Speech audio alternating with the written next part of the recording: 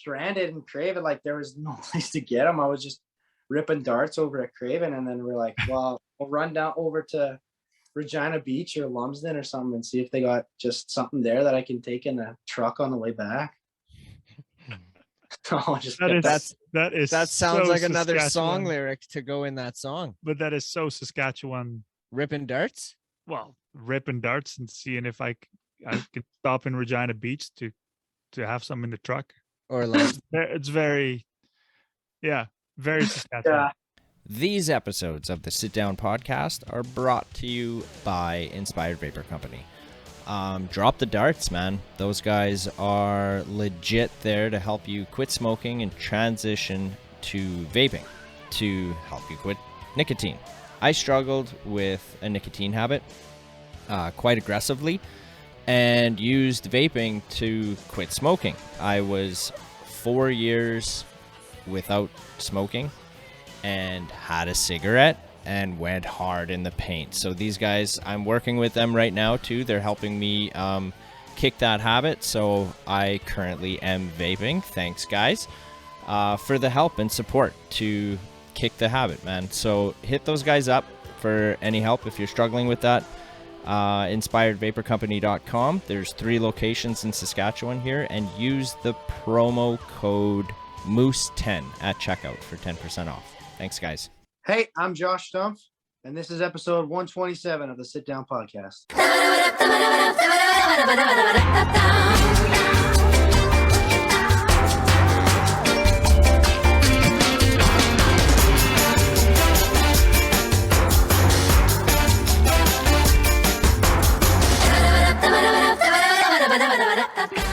Welcome.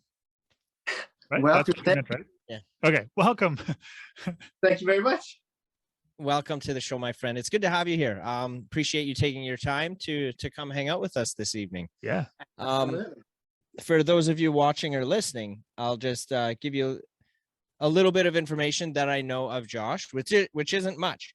So I saw him open or share the stage at the LJ Tyson show back in Prince Albert. How long ago was that, Josh? It was over a month ago, right? I want to May. say that might have even been in like March or something. Yeah. March. Oh, it was a little while back. I thought it was May, but okay. Could be. Oh yeah. No. Yeah. I think it was May. Right. So that's where I was introduced to you. Saw you there, man, and I was pleasantly surprised at how well you did it. You really, it was good, man. Your voice was great. You were on point. You know, I liked how you were talking to the crowd a little bit, all that kind of stuff. Like I didn't know you from a hole in the ground, and I was like, oh, this guy's got something. Right. So Thank you. That feels so good to hear. Yeah. You So want to hear something funny? I do want to hear So something. my funny. wife is a country fan, and I explained a little bit about you, what I knew about you. So she's like, well, can you find his music? Like, sure. So I looked up on Instagram and I went through your Instagram feed. Yeah. I was like, hey, that's Joel. What? I recognized you. And I was like, well, let's play this song. And that was you at the library. Oh, you could see, you recognize the sweater Yeah, I was wearing. I did. That's why I saw the podcast logo on there. Dude, that was me, front row and center. Yeah. You bet. Yeah, I could see you. Like I didn't know who you were, and then I could see you, and I was like, man, this guy's like, he's enjoying it. He's jamming to it. Oh, dude, I love live music so much. It doesn't matter. It really doesn't matter who's playing. If it's good music, it's good music, right? Yep. Hey, honestly, we were just at Craven for Country Thunder this past weekend. Oh my goodness, man! Like this was my first year going, and like I was blown away. That was like something else, man. Hell yeah! So what acts did you get to see? Like I was really upset we didn't get to go see Cameron Marlowe because we left on the Friday. And we got there kind of late because my truck broke down on the way there. Like, and so I hear a country song. That's what I was thinking too. I was like, sounds like a song's brewing. Honestly, I should write that. Like, oh my goodness, bro, it was so bad. Like, my truck had been shaking for a little while, and I was like, it's fine, I'll ignore it. Like an idiot. And then we're driving down the highway to get there, and one of the girls that we were with, she's like, I have to pee, can you pull over? So we pull over in Osler. And my buddy Milton was in the truck with us, and I was like, Milton, why don't you just come outside and take a look at the truck with me, just for shits and giggles, to make sure that we're all good before we get any further. And we crawl underneath the truck, and I swear to God, the leaf spring had to be like 3 feet out. Like it was cracked in half. And we're like, there's no way we're making this. Hell yeah, dude. Good old Saskatchewan roads. Oh yeah. So like we pulled in to Martinsville. We knew a buddy there who lent us his company truck, and we made it there. But I was like, oh, I was so ready to go see Cameron Marlowe, and we just missed them. But we saw Tanya Tucker. We saw Lindsay L, Lee Bryce, Hardy, Morgan Wallen, Blake Shelton. We were gonna see Lauren Elena, but they cut her set because of the storm that came through. Oh, okay. Which sucks because I really wanted to see her. And then Blake Shelton brought out Gwen Stefani, which was a big surprise to everybody. It was that was pretty cool. Yeah. Freaking A, man. Yeah. Oh, yeah. Oh my God, the crowd was rank. Like, especially when Morgan Wallen came on. Like, there's just so many people. I think they said the number was like 50,000 people, and like you're just pinned like this from every side. Nice. That's gonna be the YouTube thumbnail. What he just did there. Right. And there's the title, Just Pinned. Yeah. Just pinned. Yeah. Are you a Ford fan by any chance? Hey? Are you a Ford fan by any chance? It depends. I like the old ones. I like the old Rangers or Stepsides or something, but because the cars up top there is that yellow one, isn't that a T-Bird? This one? Yeah. Oh no. This is no, it's not. This is a Camaro. Yeah.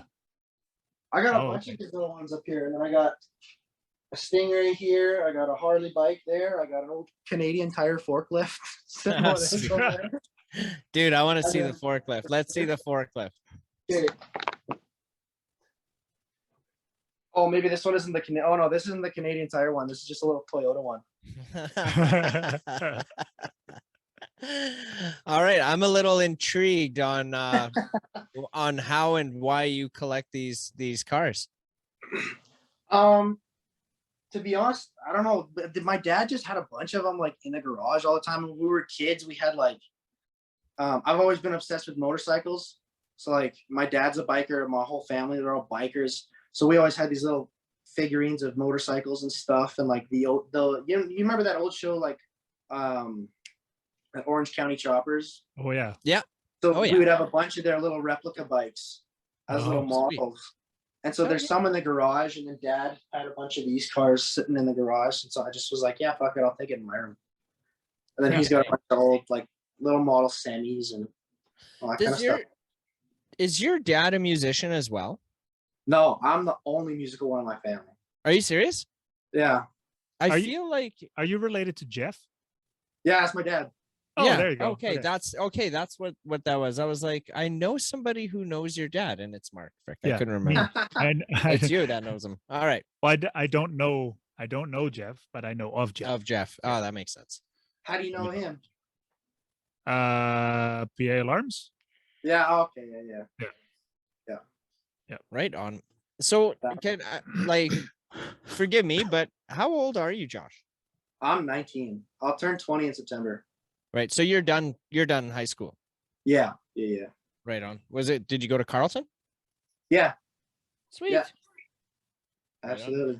So have you been in Prince Albert like your whole life? You grew up? Yeah, my whole life. Like we moved, the farthest we moved was like Christopher Lake for a little bit. We lived there, but that was kind of about it. And then moved back into town.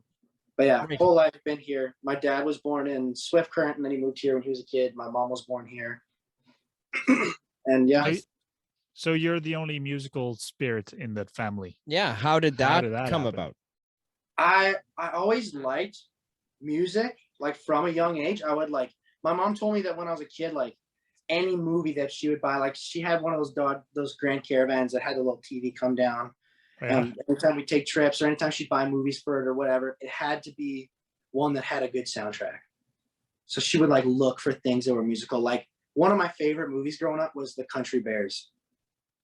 And to this day, I love that freaking movie. No one's ever heard of it, but I haven't heard of that. Bro, like Elton John's in it, Willie Nelson's in it. What? Like, they got big names in the movie. Like, it's weird, but No no way. one's heard of it. Yeah, The Country Bears? so good. Yeah, it's about these. It's like bears. They're like in bear suits, and like this kid who's a bear gets adopted into a human family, and like his idols are like this band of bear musicians, these country singers that are bears, and like he tries to get their band back together. That's the whole premise of the movie. What? Yeah, I love that. Is it on Netflix? Because now I want to watch it. That sounds cool. I'm a little intrigued. I've never heard of that ever. Yeah, look it up. It's so good. But no, yeah, I'm like the only musical one. Like my brothers, they always liked music too, like growing up and stuff. We had a guitar when we were kids, but no one knew how to play it, and no one took the time or, you know, had enough interest to like actually learn how to do it properly until like the way I learned how to play music was I'm also the only one in my family that goes to church. And I went to church one day and I made friends with a guy now who's like my brother, this guy. And we were sitting down after the service was over, and like he just grabbed the guitar from like the church stage and was just kind of messing around on the bench. I was like, hey man, can you show me how to play that? He shows me a couple chords. Like, yeah. And then he would bring his guitar to school when we were in like grade 7 or 8. And then we'd go sit down behind this one pine tree. And then he would just like teach me a couple things and give me the guitar. I'd practice it, give it back. So then that week I went out and bought my first guitar, and then kind of just kept rolling with them ever since. And then just kind of gradually keep going. Oh, well, hell yeah, man. So do you still make music with him? He's helped me write a couple songs, but he moved away a little while ago to Ontario. So I talk to him on the phone every now and again. He was actually just here for like 2 weeks to come visit with us. And then he just left today, actually. Oh, wow. Oh, wow. You want to know what's crazy, actually, though? Oh my goodness. The flights in Canada have been so messed up. Like, he was supposed to leave on the 16th, and they delayed his flight till today. And then he had a connecting flight in Edmonton. It was supposed to take him from Edmonton to Ottawa. And he gets to Edmonton, and they're like, oh no, your connecting flight left on the 17th. And he's like, what? How does that make sense? My flight was booked for today. And they're like, yeah, no, your flight's gone. So he's been stuck in Edmonton for 4 hours. Like, oh shit. And shit. Well, didn't that happen to your mom and dad too? Yeah, my parents were here for 3 weeks until last Thursday. And with them the same way. They left Saskatoon, but their plane was late arriving in Saskatoon. So they missed their connection in Toronto. Then from Toronto, they were supposed to fly to Amsterdam, but there were no flights available, though. So they booked them to London. So they ended up in London, and then they're like, okay, now what? So they had to kind of book their own flight back to Amsterdam. So they get to Amsterdam, no suitcases. Oh, and my God. That was last Thursday. They still don't have their suitcases. Now, my cousin works at Amsterdam Airport. And so he's been doing a little bit of digging. He's like, yeah, one of the suitcases is here. The other one is still in London. I'm like, how do you split up 2 suitcases that came on the one plane? Yeah. Anyway, so they're going to ship out those suitcases to my parents once they're back together. It's like, that's ridiculous. Yeah. But that's so what the what's going on though? Pandemic still. Well, it's okay. So it's still left over from the pandemic. So when people started, everything started opening back up again. Right. People started booking flights. Okay. And if one thing goes wrong, that has a ripple effect on everything. And those flights are booked, 2-3 months in advance. So if something goes wrong now, that affects the flights 3 months down the road. Yeah. And it's been like every flight in Canada, like been all so messed up, man. Yeah, I've been hearing so many stories. Yeah. Yeah. A friend of mine too got stuck in Calgary because there was no plane.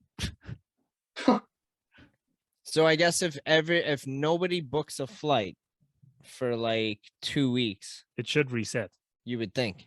but that's not Okay, gonna happen. everybody No. listening, stop booking Yeah, your yeah. flights. No more Yeah. vacations. No more. The not- 10, right. yeah, right. Yeah. The 10 people out there watching or listening right now, just don't go anywhere. Just hang out here with us, Yeah. right? Josh from PA wants you to quit flying. Yeah. Exactly. Say no to flying. So I was just trying to think of how you could tie that into that song about your truck. Something about airplanes. Should have There you taken. go. That's not a bad idea too. Yeah. You know. My truck Or- broke down, so I should have taken the plane, but he that was still a bad idea too. still made it on time with a broken truck instead of taking a plane And losing and luggage. being fucked or something. Yeah. There you go. There you go. Right on. There you go. So okay, Country top 40. yeah, number one top hits 40, right there. top 10. Yeah. All right. So you're playing music with your friend, end up buying your own guitar, and then you guys are writing music together. Correct me if I'm wrong, but you're currently working with Donnie Paronto, right? Yes, I work with him. We kind of put a pause on things just a little bit for the summer, but Right. It was, every, maybe once a week we'll get together and try and songwrite something. If we don't knock a song out in one session, then it'll be in 2 sessions. We'll do it Yeah. in an hour. But I've written, like, if I go in my folders in my notes, I only started writing songs in like the past year or two, Okay. and I've got maybe 60 in that folder so far. Sweet. So it's pretty decent now, and I've looking back now, I can definitely see a big improvement in the way that I songwrite compared to how I started working with him, because he's a fairly decent, experienced songwriter. He went the whole Nashville route, working with Neil McCoy, and got to work with a lot of good songwriters that way. So he's taught me quite a fair bit about songwriting that I still got a long way to go. I got a lot to learn, but I can definitely go back and like look at it, and I don't even want to listen. I don't even want to listen to the brutal. That's funny. Yeah. So how did you get in? Like, how did you guys get together, kind of thing? You and Donnie. So my next door neighbors here, they're real close friends with him, and we're obviously really good friends with them. And he had, I think it was maybe heard me from some stuff we posted online or something like that, and he liked it. So then he got in touch with them or my dad or something like that. Because I remember my dad coming up to me and be like, "Hey, like, you know Donnie Parenteau?" I said, "Yeah." And he's like, "Yeah, he wants to come, teach you a couple things." Like, it started out as like lessons, as like vocal lessons and like guitar lessons and that kind of stuff. And then at one point he kind of was just like, "Hey, do you want to try songwriting?" And I was like, yeah, like I like to songwrite. Like, let's give it a go. So then we would like start songwriting, and then I would kind of come to him with like 90% of a song done, and then he would nitpick everything line by line and be like, no, change that doesn't make sense, you're repeating yourself. I would change this, maybe add this sounds cool. And for a little bit it was a lot more him writing the songs, but over time learning, then it became like I'd come show him something, and then he'd be like, "Oh yeah, I really like that. No, let's keep that." And then what do you think? And then we'll kind of go back and forth and write. Or sometimes I'll come to him with a song fully done and say, "Hey, like, what do you think of this? Is this good, or should I change this?" He's like, "No, I like it," or "No, I don't like it. You should change this." He's been really helpful. Sweet, man. So it's Cool. almost like kind of like a mentorship sort of thing as Yeah. well, right? Evolved into that. Yeah, Hell yeah, absolutely. man. Right on. I used to sit beside his family at the Raider games back in the Oh day, yeah. like a couple 100 years ago. Yeah, like I tell people, like, songwriting with him, like, because songwriting for a lot of it is like very personal stuff or stories or whatever, right? So like I was telling people, I was like, Donnie knows me probably better than a therapist could. Like, this guy, I show him all these lyrics that are so heartfelt for some songs, and I remember one time, like, it was some real depressing song, and he was reading the lines, and then he stops mid-session. He goes, "Hey, you okay? And I was like, yeah. I'm good." Right on. Shout out to Yeah. Donnie Paronto out there. So what happens if you write one of those heartfelt lyrics and he goes, "Yeah, I don't like that"? Well, sometimes if I like it and he doesn't like it, and I think it's good enough, and then I'll get like other people's opinions, and they're like, "No, I like it. I'll keep it. I'll go against his word. I'll keep it." But Yeah, still if your song. I'm kind of on the edge, I don't know, and he's like, "Yeah, man, I don't know. I would cut this line." Then I'll try and find another way to say what I really want to say, but in a better way. Right. Yeah. So the first few times where he was like, "No, like change this," was that like kind of a crush to your, not to your ego, but did that like, that hurts? It stings a little bit, right? Because you're coming in there with this thing that you're like, "Oh, this is fire," and then he's like, "No, I don't like this. Change this." Oh my God. I kind of went into it with like not really a whole lot of expectation. So, and I kind of knew where he stood as far as it goes in Saskatchewan for country music. Right. So I was like, I'll listen to this guy. Yeah. If there's anybody I'm going to listen to, I'll listen to this guy. So even when I would have lines that I was like, "Oh, I kind of like that line," I would just be like, "No, he knows what he's doing." So I'll listen to him. And then later I'll go back and read them. And I'm like, thank God I didn't. That line I was going to use was so cringy. Thank God I didn't say that. Right. So, okay. So in working with, in the stuff that you've been working on, have you had an opportunity to like get anything recorded yet? Like, are you working on stuff to get released, or what's the plan here? I'm trying to. I don't even know like where to start. Like I've talked to people about like what it costs to record. And from what I understand, it's a fair bit of money to start off. Unless I'm being told wrong information, which is possible too. Possibly. Because I gotta find like a good producer or somebody that like I know. Because I think the plan is maybe to go to Saskatoon for a bit and see what's all there, and try and meet some people connected in that kind of realm. Right. And I really want to get these songs recorded, like, because there are some that are people really seem to like that. Like when I play at shows, I always have people ask me like, "Do you have this on Spotify?" I'm like, "No, it's on Instagram though." And they're like, "Why did you record it?" I was like, I want to, but Yeah. like even when we were at Craven, like we were like brought our guitar just to mess around with, and then like we wound up playing at like a bunch of people's different campsites, just strangers. And then I met this one guy, and I sang a song for him that I wrote, and he's like, "Did you record this?" And I was like, "No, not yet. Maybe when I have the money to, I will." And he's like, "Well, I'll fund it for you. I'll invest." And I laughed, and he's like, "No, I'm serious." "Are you serious?" He's like, "Yeah." He's like, "Let me get your phone number." So okay. So we'll see if he's just drunk bullshitting or if I get a text. Just get a random message. Just be Well, I like, mean- "Yeah, transfer me this much here, and I'll go get it." Yeah. Yeah, no doubt. Right. You don't have to go to Saskatoon. There are people in PA that have a recording studio and can actually produce an album. Well, I would even add to that and say, before you make a decision in where and who you want to record it with, Yes. scope it out, man. Feel it out. Yep. Don't just go with the first person you meet a few of them. Yep. Right. And because I think the relationship between you and the producer is gonna come off in the creation. You know what I mean? Yeah, In the song.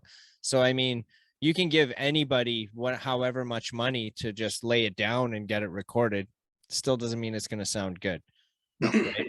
Totally. I was gonna get Donnie's help with recording because I was gonna use his people and use his band on the tracks, because I know that way it'll come out in a way that I'm gonna like. Mm-hmm. Right. But since we put like kind of a hold on things while he's like taking vacation a little bit for the summer, that kind of just got pushed aside for right now. Right. And then we've both been kind of busy. So when we fire things back up, I'll probably hit him up and send him like a scratch track of a couple songs or something like that, and then go through his guys. Yeah. Right. Reading it done. And then, yeah, let us know if you need contacts. Yeah, 'cause we know people. We definitely knew a few. We know a few producers too. So Yeah. like, all we would do is just like, oh well, like we can introduce you to so and so and so and so. Like that. That's basically what our role in that. Could And then be. it's up to you to make that connection Yeah. with guys- those yeah. producers and Like, see- dude, I'd love to do that. the stuff you were playing when I saw you, like shit, man. Were they all originals? I think you No. played one cover, right? There was, yeah, there might have been 1 or 2 covers in there, but yeah, there was a lot of originals in that set.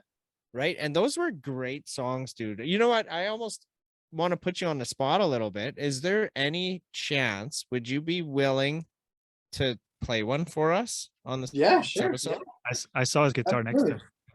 Freaking right. So I just want to let you know, like, keep in mind this is Zoom quality, right? So Yeah. it's but yeah, this would be great, man. I need Mark to check this out.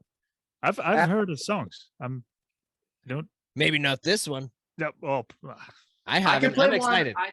I'll play one that neither one of you have heard because this isn't on my Instagram or my TikTok where. Okay. But Freaking right. one when we were playing at like the campfires and stuff, like at Craven, like around the trail sites. This one people really seem to. So is this the song that you're about to play? Is this the one where that guy is like, "Oh, I'll fund this. Give me your number." Yeah. Oh, this is the one? All right. Sorry for the interruption, you guys. I just wanted to tell you guys about Muse Canada. They're a new arts and entertainment media connection and support network. Skip the algorithms of social media and connect with other entertainment professionals across Canada. Sign up today for $5 a month or use the promo code FunkyMoose2021 for 10% off. That is FUNKYMOOSE2021 for 10% off. Back to the show. I hope this isn't too.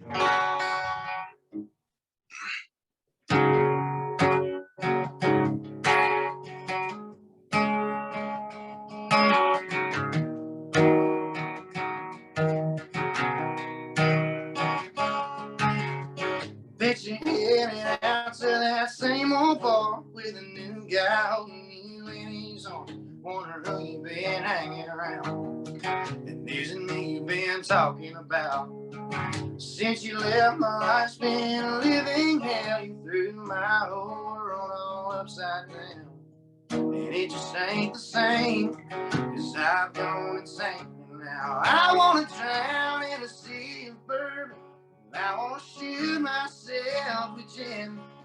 Take a cold, slow dance with Jaeger, then end up right back here again. And I'll drink the rum straight out the barrel, pour a glass of scotch on ice. 'Cause the thing I wanna do the most tonight is drink me a lullaby. My dog ran away and he won't come home. My truck broke down and I lost my phone. What am I supposed to do when the world's gone blue? Life is a highway, but I feel like I'm driving down an old 2-lane road. I know it ain't the end of the world, but from where I'm sitting, girl, I wanna drown in a sea of bourbon. I wanna shoot myself with gin. Take a cool, slow dance with you and end up right back here again. And I'll drink the rum straight out the barrel, pour a glass of scotch on ice. But the thing I wanna do the most tonight is drink me a lullaby. It sounds a drug, too much of it kills you, and I don't want nobody to turn to. The only thing I know to resort to. 'Cause I wanna drown in a sea of bourbon. I wanna shoot myself with gin. Take a cold, slow dance with Jaeger, then end up right back here again. And I'll drink the rum straight out the barrel, pour a glass of scotch on ice. But the thing I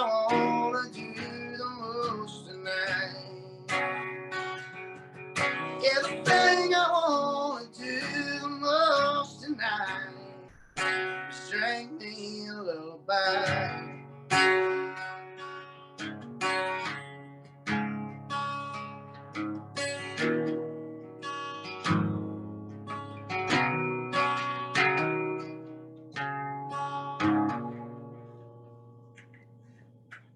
Dude, Nice. Thank you. that is so good. I hope that guy contacts you. That guy's crazy if he doesn't. Shit, I'll fund it. I'll never mind that guy. Delete that guy. I'll fund it. Perfect. Let's do this. Fucking A, man. Way to Yeah. go. Congratulations. That song's beautiful. I like it. Thank you.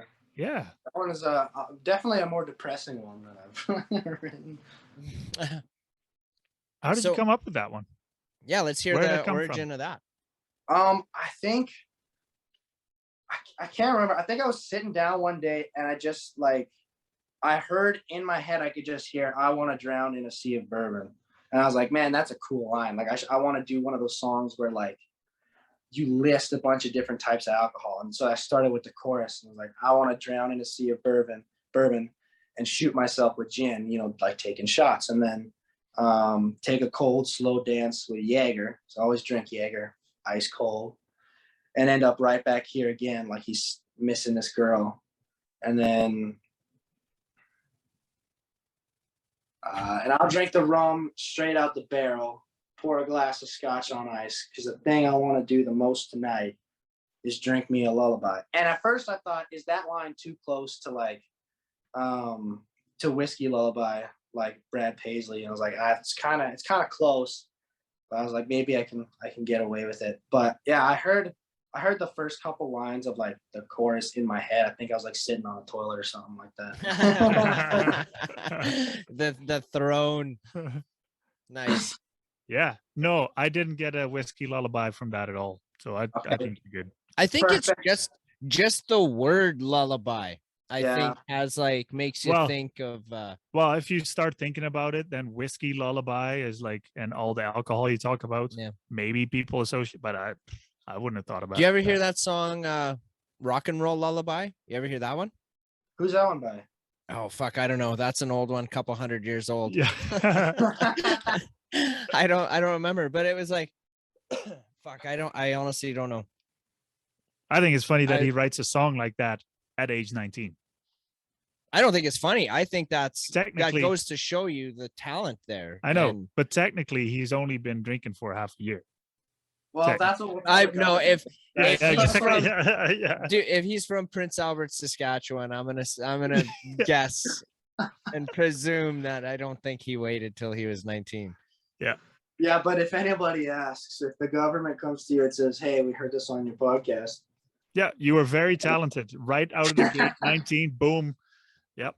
After one night and after his birthday party at the bar that night, that's what this. Yeah. is, That's the when he song. that's when he wrote it. Yeah. As That's- he had all his- of those drinks came at once on the one night, right when I Yeah. turned 19. That's what it was. That's Yeah. right. And then the you song sat on came the can. with- yeah, Then you the sat song- on the shitter and then you That's got right. that song. Yeah. Yeah. Yeah, Is that's exactly how it happened. So anyone listening, don't. Yeah. I love it. Now I want you to fucking record that song, dude.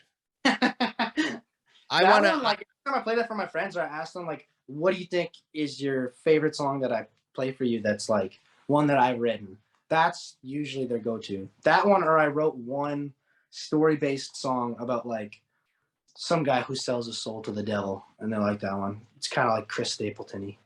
Right. So wait, I have a question. So, and I can bleep this out or whatever if you need me to, but what's the dollar number that some people are telling you to be able to record a song, Like $2,000. to record one song? Yeah. Right. And then is there a specific place where that would be? Nah, I'm not too sure. I don't remember. Okay. But I do remember hearing like them saying like about $1,000 for in production costs for a demo, and then to get everything fully polished, fully done, ready to go, like $2,000. So they're saying $1,000 for a demo plus $2,000 to polish it up. So 3,000. No, $2,000. No, $2,000. total. Like, Two total. So Yeah. 1,000 and 1,000. Does that sound about right or a little high? I honestly, I don't know their exact numbers. I think that also comes down to like, it's one of those, who do you know, not what you know kind of things too, right? Yeah. But I'm definitely, I'm gonna ask around for you for sure. Because I know Gary has a studio in town here. Well, like in he He's one does, of and them. he's recorded for other artists around the area, and Yep. like, Yeah. He told me last time I was there that it was like based on how long it takes him to get everything done. right. And I then bet you, paying and stuff. yeah, I bet you could find someone to get to do a demo with that does good work for like $500 just Yeah, for the probably. demo. For Do the you know- demo. Do you know Jordy Balicki? No. Okay, because he's also in PA. He also has a studio in PA. I know that there was one other guy. I can't remember his last name. I just remember his name, Jason. And he has a recording studio in town here somewhere too. But he doesn't normally do like country music. Like he was doing like a bunch of other shit. So I'll tell you one thing about what I know about producers. If they're good, it doesn't matter what the genre is. Yeah. That's right. You know, they'll have they can do anything.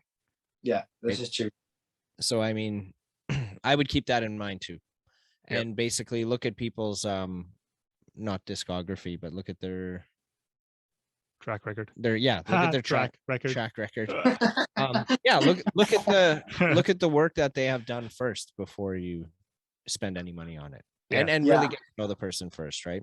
Yeah. I mean, Yeah, you'll be able to tell right away if it's a good fit or not. If you click, great. that'd If be you my don't, advice walk on that. away. Yeah, I can- absolutely. I'll toss you some names after the show for sure. Yep. Yeah. I love Hell yeah, dude. Have you heard about our new radio station? It's called Funky Moose Radio, where we play alternative and indie rock, sprinkle in some blues and Americana. We feature the music from our guests on this podcast at least once per hour. These songs can be in any genre. We're working on getting the station on every mobile app available, but the easiest way to listen is at funkymooseradio.ca. You should also become a VIP because we'll be giving away some prizes. Again, check it out at funkymooseradio.ca. Maybe. So the girl that was with you on stage, who's that? Okay, so I got two girls that I play with. But there's all the there's time. one. There's one in your Instagram that keeps showing up. Same one, I think. And there was one of them that I saw play at Chester Fest last weekend. Yeah, okay, so the one that you saw at Chesterfest, that's Taya LaBelle. Yeah. And she was at the show at LJ2. And then the other one that's on my Instagram all the time too, that's Mercy Glover. And she was also at LJ's show. People mistake us as like a group all the time just because we play so often with each other. Yeah. And so then we started getting sets booked as like a trio, like the three of us. Yeah, man. But then we're like, people would be like, "Oh yeah, is your band coming?" We're like, "Oh no, we're not like we're independent, but we like helping each other." Like we Yeah. play, No, we're not together. We're not. So no. okay, so yeah. Yeah. My eye just about trailed away there. What have you guys ever talked about, like maybe creating something together? I'm sure you have. we definitely talked about it. I think we want to go different directions when it comes to the type of music we want to play. So Right. that's why we don't like. It's harder to write for me, but I definitely like performing and singing more heavier, like Southern rock, almost kind of like Jason Aldean or like Hardy and Morgan Wallen and those types of songs. That's kind of like what I like. Taya likes a lot more Steel Drivers, Zach Bryan, like that kind of very traditional old style of country music, and she wants to go that way with it. Mercy, I don't even think Mercy's decided which way she wants to go with it. She just likes to sing. Yeah, she does a lot of like ballads and slower, very soft, smooth kind of songs like that. And Mercy's a good songwriter too. She showed me a couple things that she started writing, and she started working with Donnie too, because he asked me if he could get in touch with her because that we've all been playing so many times together. And so she started songwriting. She's getting pretty good with it. She's really good at like melodies. Like sometimes we'll be writing together, and the melodies that this girl can come up with is nuts, just off the dome. Like I would never have thought of that, which is Right. really Like they're really cool to listen to. Hell yeah, And man. I think you guys should fucking lay something down together.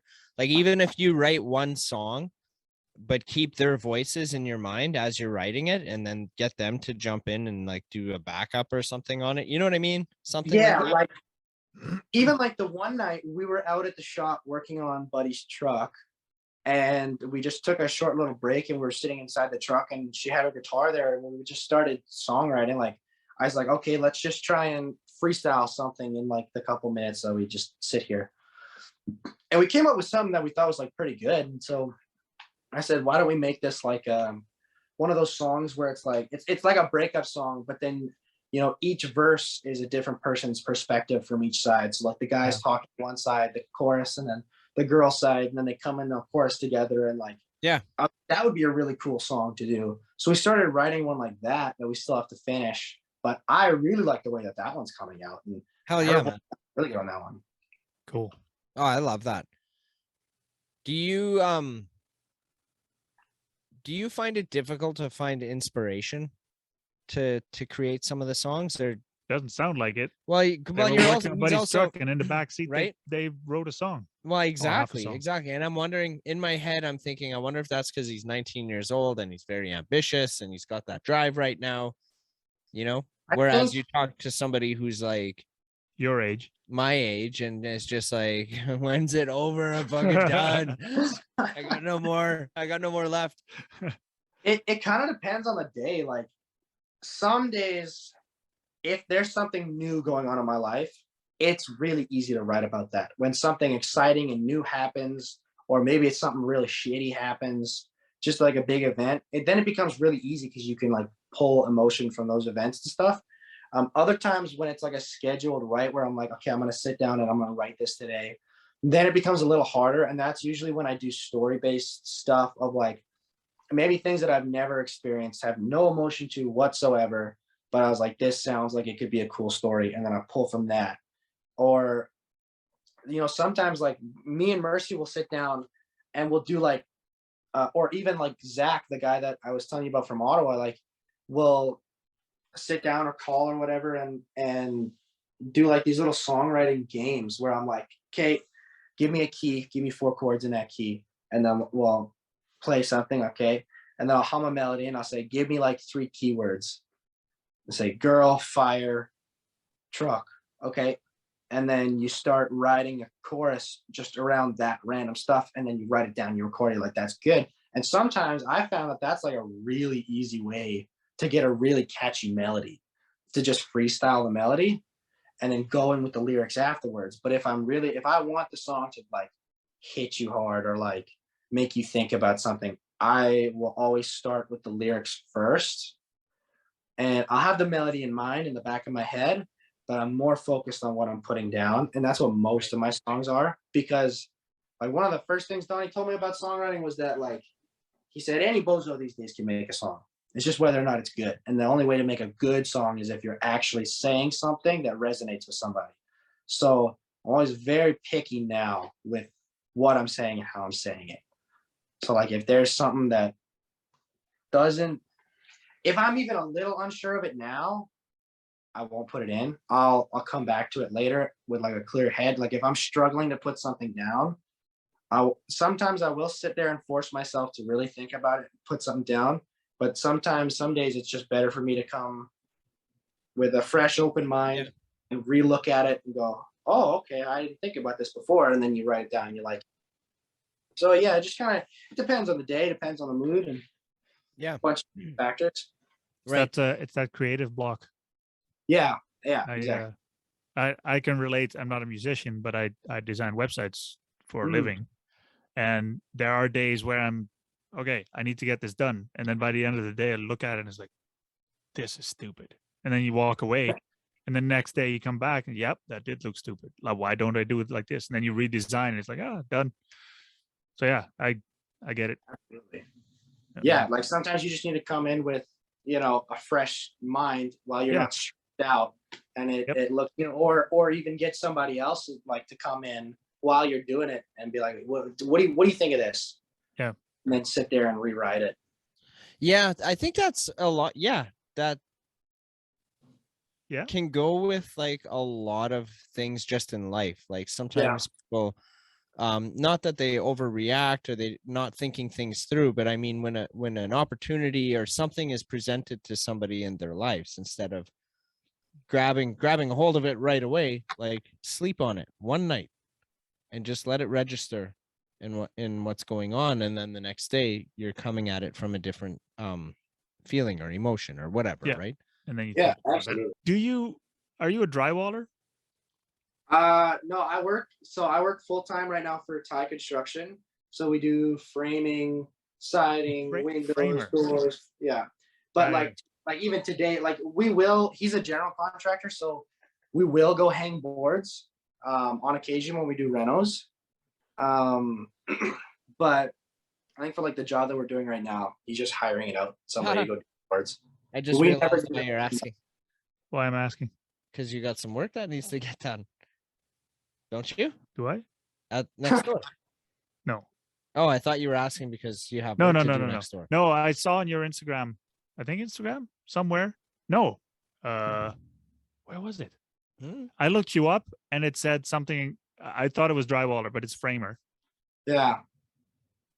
Oh, are you on LinkedIn? Maybe. I can't remember. I might have created an account just to look somebody up, maybe. That's funny. But no, yeah, I work for Thai Construction. Like even today, like we're scraping stipple off the ceiling. Oh, that sucks. He's got like this really nice, this festool sander, this orbital sander. It's got like a 4-foot pole on it and a dust collector system on the end of it. So it's really nice when you're doing that. But like shit, man, I was there for like 3 days. The one time doing the whole house, like standing like this for 10 hours doing the ceiling. It was brutal. How high was the ceiling? Like 8 or 9, or I think those ones were 8-foot ceilings. Oh, dude. We have that shit in our living room, and it's staying there. Fuck that. Yeah, like once you paint over it, like it's painted. So we checked. It's painted. It's staying there. Yeah. The best way I found to do it is like if you take a scraper on a pole or something and scrape the majority of it off, and you take a spray bottle full of water and you spray the whole ceiling and you let it soak in, and then I'll take that sander and go over it. Or you can take the scraper again after you soaked it with the water, and then it just comes clean off, and then you try to go around with the edges and do it by hand or on all the stuff. Sounds like work. Yeah, that sounds not something I would want to do. It makes such a mess too. Yeah. Like today I was covered just in dust, and then like when you wet it and it comes down, it turns back into like a putty, like mud, drywall mud, and like it just all over you. And if you have like flooring on, sometimes it'll like stain the floor. Shit. Yeah, so it's a pain in the ass. No doubt. I wanted to. Sounds like you need a music career. Yeah. I want to bring it back to the music here, actually, because that was my segue. You've been playing quite a few shows this summer, if I'm not mistaken. I definitely know of 2 for sure, maybe 3 since I saw you in Prince Albert, right? So my question was going to be, I'm curious to know, like, how do you market it, and like, how are you getting the shows right now, currently? Right now, it's a lot of people approaching us. So we'll get Instagram DMs or people that came to a show that come up to me afterwards, or people that know people that I know, and then they text me like, hey, we want you to play here. And I thought you were going to say they come up to me after the show and be like, hey, I've got this rinky dink podcast here. That happens on occasion too. Sometimes I get that's happened, right? But no, it's a lot of people approaching us right now. But like when COVID hit and we were doing stuff last year, and I wanted to play so badly. So like I just invited everybody out to the farm that we have in McDowell. And I was like, let's just throw it like a party, but with live entertainment. And so I think we had like 200 people come out just with like a week's notice. And I just paid everything out of pocket to get everything there and set everything up. So then this year we were like, okay, let's do that again. Let's scale it up and let's properly plan it. Because if we did it last year with a week's notice and had 200 people come out to McDowell, if we planned it out this year, we could probably get a lot more.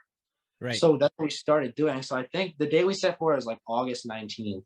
We're going to do it back out of the farm again, but this time we're going to make it a fundraiser because in PA, they're planning on building a new hospital.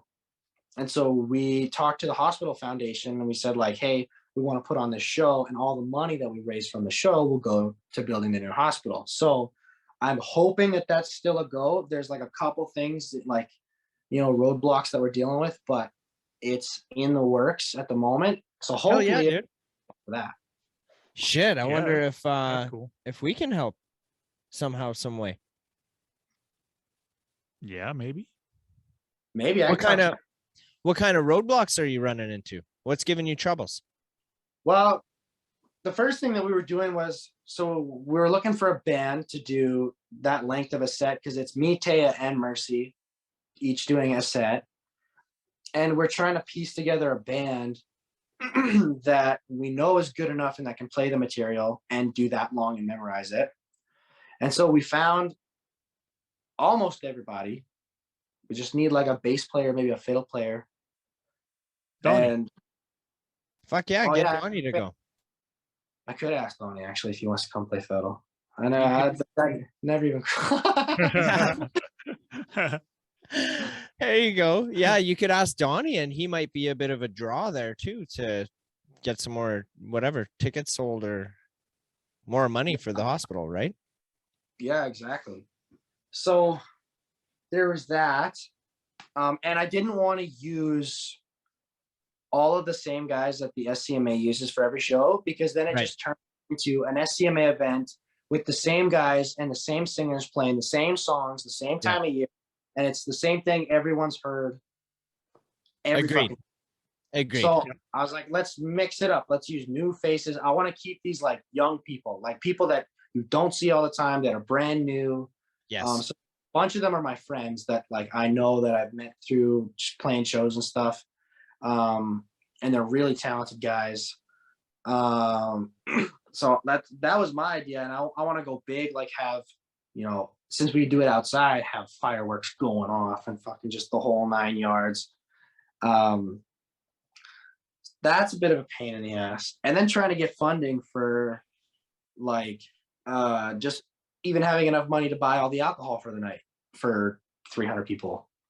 And then the food and tables and getting a stage. Like I want to make it like real hick though. Like I think the stage is going to be a 20-foot flat deck trailer. Right. That works. Leave out in the field. Yep. So, okay. So you approached the Vic Hospital and they were okay with it for you to do the fundraiser for them? They said that they would be okay with everything so long as we had like certain things put in place, like the insurance, and we got the liquor permit, which we just got set up now. I just got the liquor permit so that we can give that to the insurance company and deal with that, go back and then give them a proper budget for everything. And then they said that if everything was covered, like as far as that goes, then yeah, they put their name on it. One thing you could do is go to like maybe like Pabco or something and say, hey, we're doing this fundraiser for the Vic Hospital and we've got all our things in like our ducks are in order here. And like, would you be willing to sponsor maybe a keg or two of beer or something? And the proceeds will be going to the Vic Hospital. They might be down for something like that. Like if that's not bad, yeah. Like when you're asking for stuff, it like if you know you've got the Vic okay with it and you're raising money for them, like don't be scared to say that. Yeah. Hey, we're raising money for the Vic Hospital. Fucking hit up PA now. Yeah. And maybe they'll do a little write-up on it. Shit like that, right?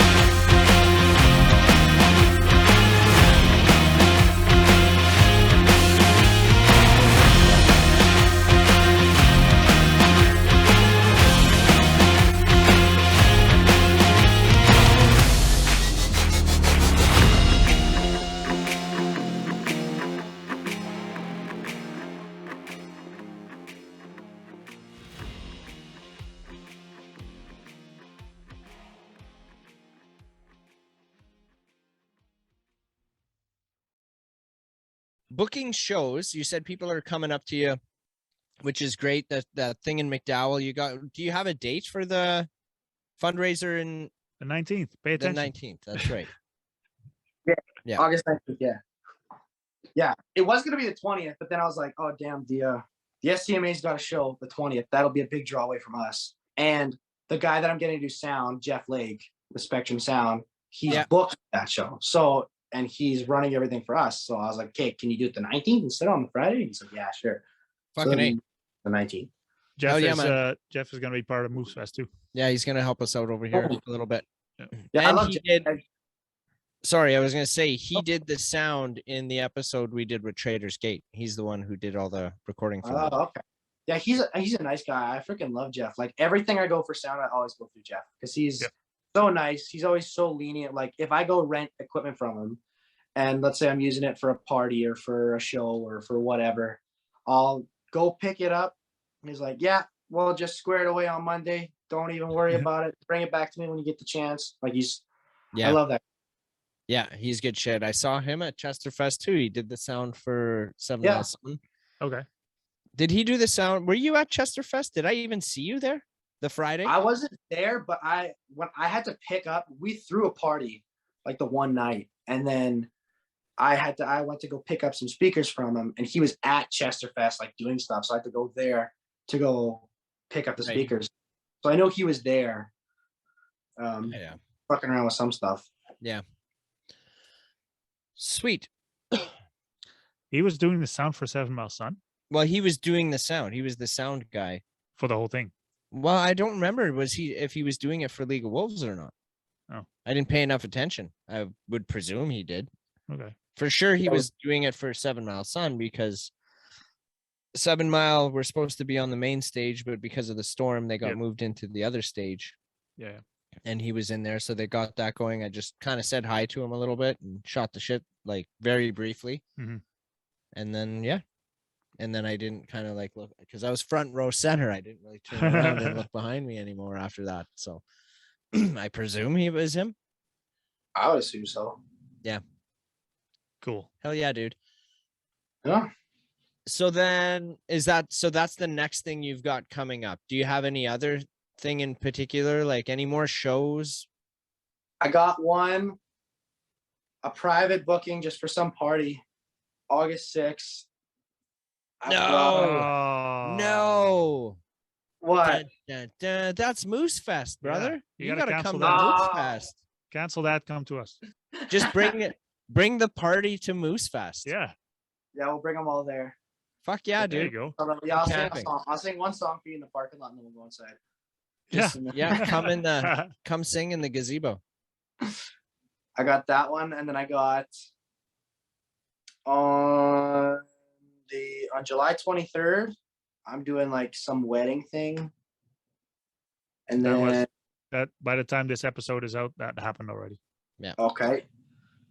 All long, I'll be up at Candle Lake doing that thing. I want to see you there. Hell yeah. August long. I'm on the Sunday, I think. All right. Fucking A. I'll be DMing you. I'll be like, where you at, brother? Perfect. Freaking right. Yeah. I'll be there. Joel Gaudet.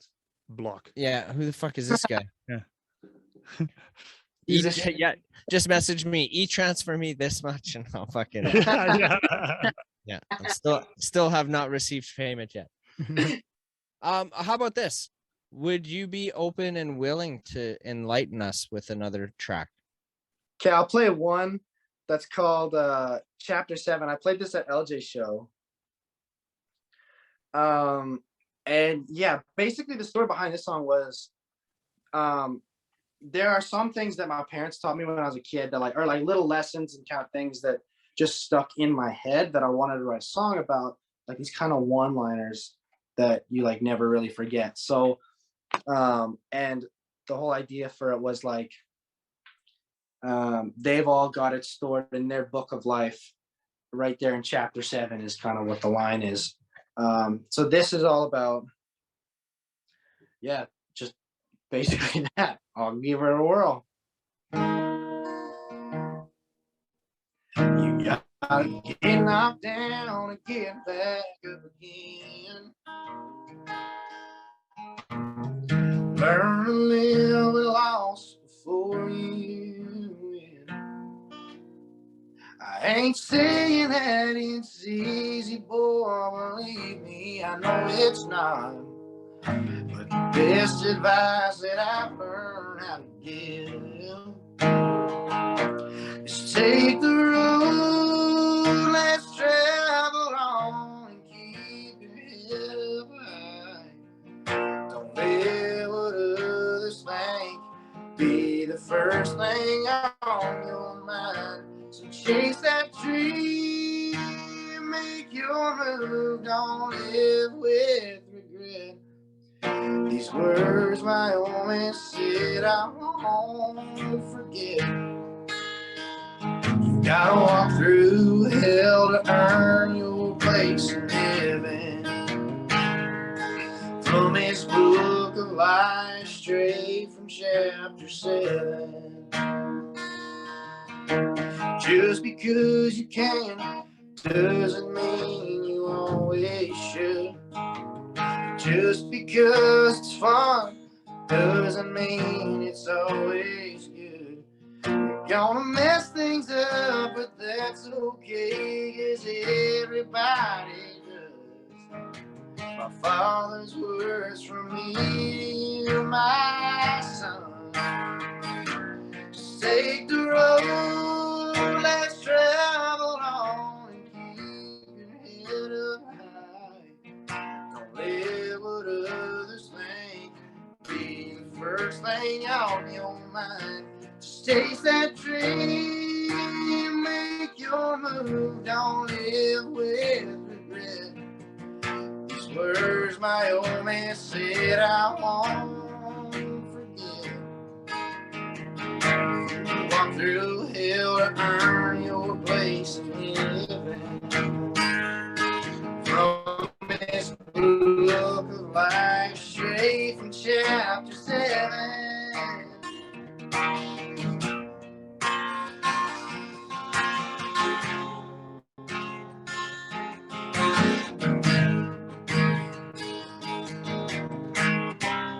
Nobody's perfect, and trust me, I ain't no exception.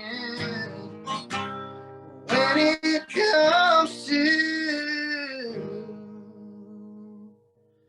taking the road, let's travel on, keeping my head up high.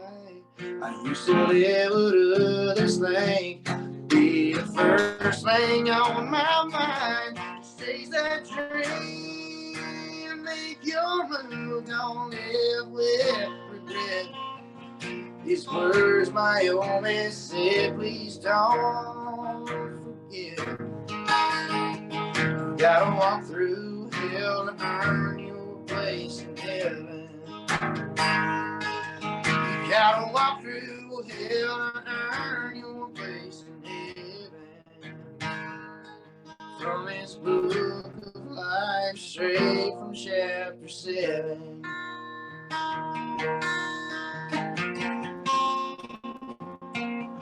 Chapter 7.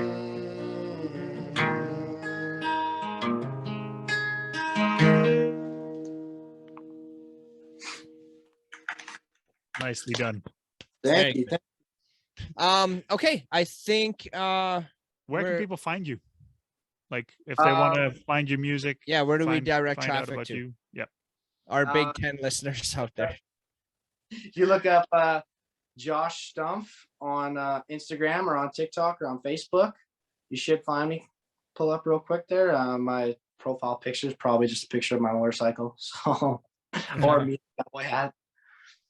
But yeah, Nice. just Josh Stumpf on everything. All right. And Cool. then yeah, we'll have the links to those in the description of this video as well. Josh, I want to thank you again for coming to hang out with us tonight. Yeah. Thank I you. want you to know I appreciate the shit out of you, brother. And I appreciate I you. definitely am going to be staying in touch with you for sure. Yep. That Sure. being said, I want you to stay on the call, please, and we'll just say goodbye to everybody watching or listening out there. goodbye to everybody watching and listening out there.